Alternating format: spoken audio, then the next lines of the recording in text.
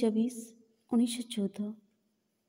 हे मोर मधुमय प्रभु, बाह्य जिनिस भितर मते जेपरी बुड़ी जावाक दियो नाही।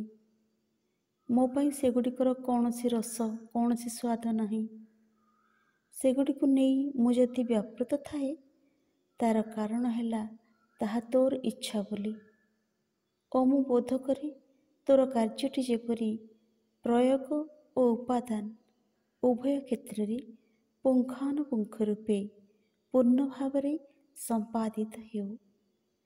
तेबे ए सकल दिगरे केवल दृष्टि देले और सेगुड़िक भितर यथासंभव तोर शक्ति संचार करि पारिले ही यथेष्ट। चेतना भितर सेगुड़िकर स्थान जेपरी यथार्थ सद्वस्तु उपरे न हुए।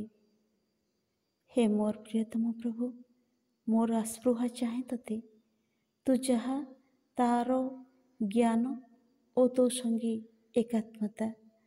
मु चाहे मोर प्रेम जेपरी वृद्धि पाई चालू, प्रतिनियत शुद्धतर विशालतर और तीव्रतर हो उठू। किंतु कार्यतः देखुची मु जेपरी बुड़ी जाइछि जड़ मध्यरे। यह ही कौन तोर उत्तर? तू निजे तो यही भावरे जड़ मध्यरे बुड़ी जावाक स्वीकृत होइछु, जोंथिरे कि ताको धीरे धीरे सचेतन करि पारु। तेबे यह कौन तो संगरे गाढ़तर एकात्मतार फल?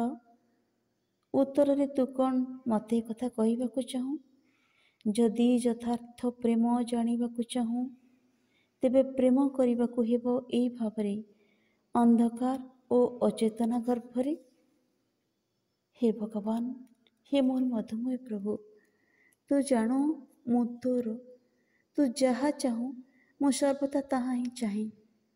किंतु तोर इच्छा संपर्क रे जेपरी मो भितरे कौनसी संदेह न उठू।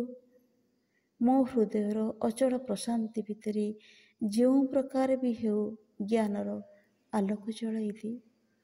यदि अंधकार भितरे मोर बुड़ी जावा प्रयोजन तेबे ताहा ही हेउ, किंतु अंततः मते जानिबाकु दे ताहा ही तोर इच्छा बोली। भगवान, शुणुछि तोर उत्तर। मो हृदय मध्यरे तोर दिव्य शाश्वत सानिध्यर आनंदमय संगीत।